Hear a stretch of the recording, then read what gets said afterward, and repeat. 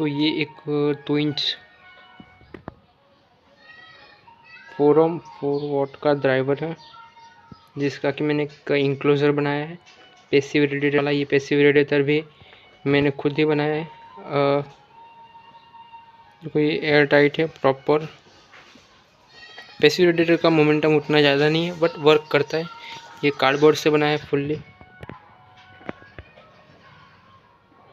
यहाँ पर ये एम्पलीफायर है जिससे मैं इसको बजा रहा हूँ। इसके अंदर एक CV203 जो टेलीविज़न में मतलब CRT टीवी के किट में होती है वो IC का एक एम्पलीफायर है, और एक proper home theatre board CV203 dual IC का है, जिसमें कि एक ब्रिज पे है दोनों, बाकी दोनों मतलब स्टीरियो पे है। तो यहाँ पर 4 आउटपुट है। तो इन 4 जो कनेक्टर है ना, उसी से चारों के प्लस प्लस होते हैं। बाकी ग्राउंड एक कॉमन रखा है मैंने यहाँ पर।